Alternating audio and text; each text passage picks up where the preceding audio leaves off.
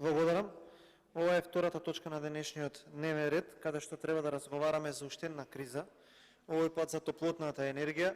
Инако ние сме можеби единствена држава во Европа каде што на нејзината територија има официјални 4 прогласени кризи и наместо да правиме планови како да ги надминуваме овие кризи, ние само гласаме или соопштуваме една одлука во владата, ја процедуваме до парламентот, имаме неколку дена дебата, прогласуваме кризна состојба и тука завршуваат нашите планови за надминување на кризните состојби во оваа држава.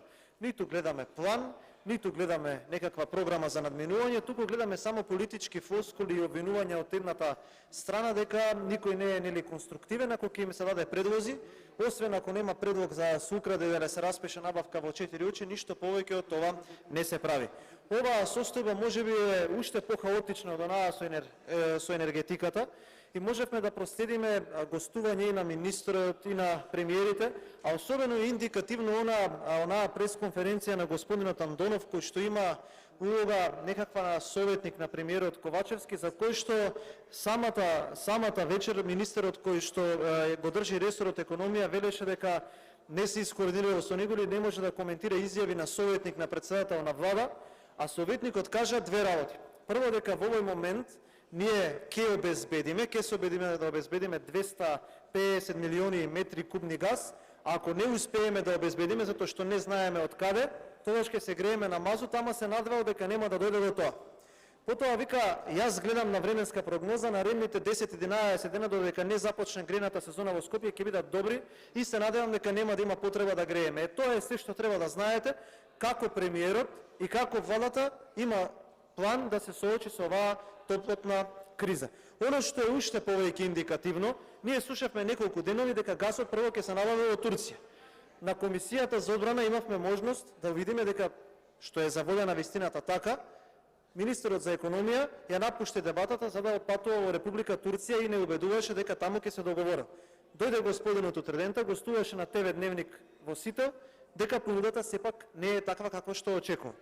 Не убедуваа и премиерот и министерот дека ќе се договориле со Србија за да вчера или завчера, ја не знам навистина како може некој да каже таква несериозна работа, па тука премиерот да не убедува, мене да не вика оди нека ти покаже како изгледа Жидилово, не може да дојде гасот од Србија заради тоа што треба некој трет да даде дозвола.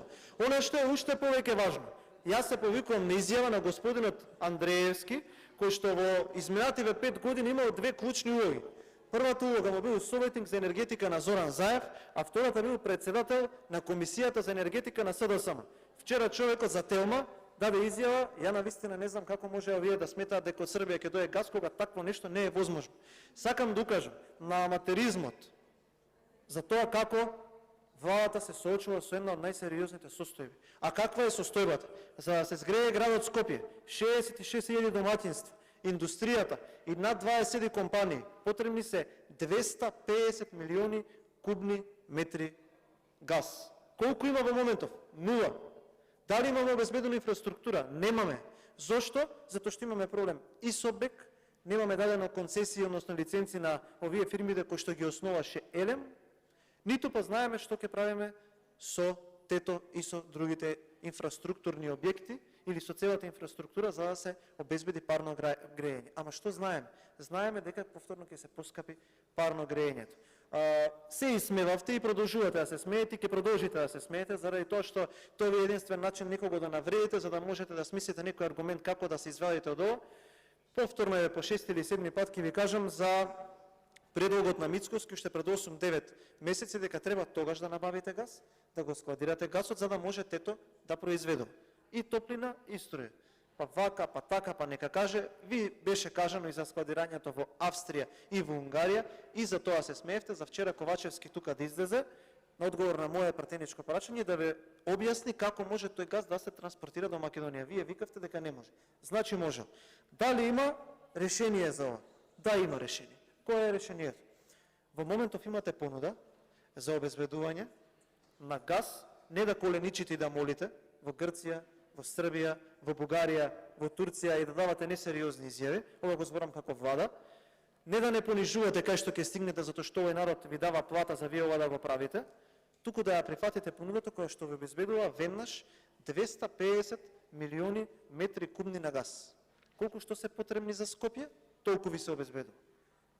Толку ви се обезбедува количина која што ви гарантира дека нема да се качат сметките на скопјани за парно грејање, ви гарантира дека заедно со тие 200.000 тони на мазут, кои што ќе треба да ги набавите, дали на овој или на овој начин, ќе обезбедите енергенс, да ако некогаш се случи овај план Б, да гасот не може да ги обслужи Скопјани, да биде тука мазотот, или е конкретно не мора за топланите, нека биде за Неготина, за ТЕЦ Неготина.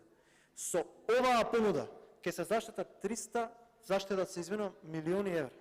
Вашиот план за справување со кризата чини 300 милиони евра, од кои што 100 милиони евра ќе треба да се задолжиме.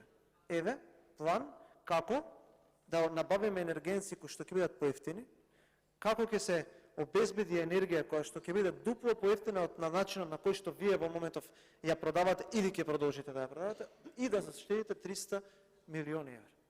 Еве во моментов.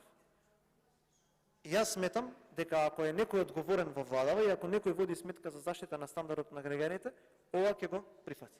Во спротивно им давате полн легитимитет на тврдењата дека на владата не е важно да заштити 300 милиони евра, на владата не е важно да престане да коленичи и како простијаци да се молиме во земјите од околината, туку дека еве имаме понуда која што треба да ја прифатиме и да ја ефектураме и да го решиме проблемот за наредните 6 или 7 месеци.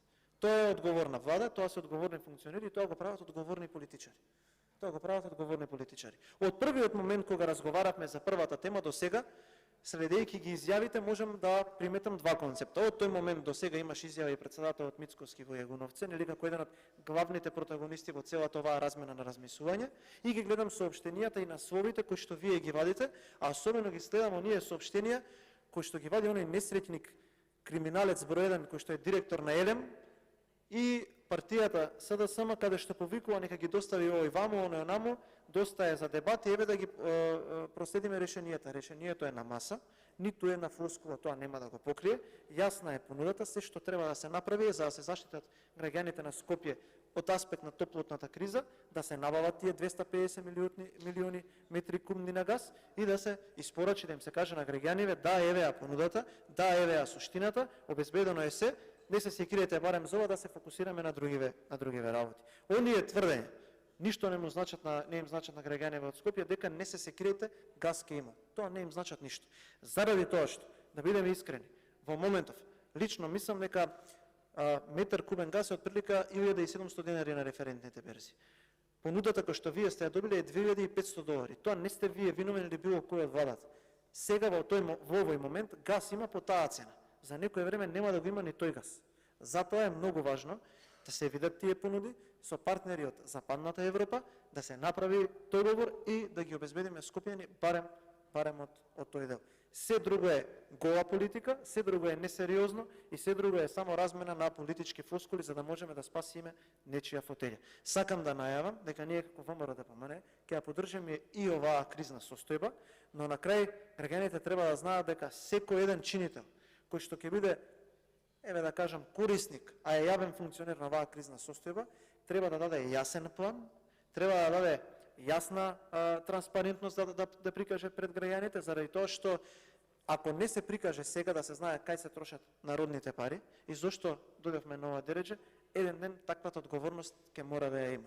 Затоа ве замолувам уште еднаш, има начин тоа како да го направите, не преку повици на собраниската говорница, ајде, понудата стои, понудата е тука, да ја ефектураме и барем да им пратиме порака на граѓаните, на домаќинствата, на индустријата во градот Скопје, дека оваа зима ќе не треба да се секираат дали ќе се разбудат на 16 октомври со топли или со ванни радиатори. Благодарам.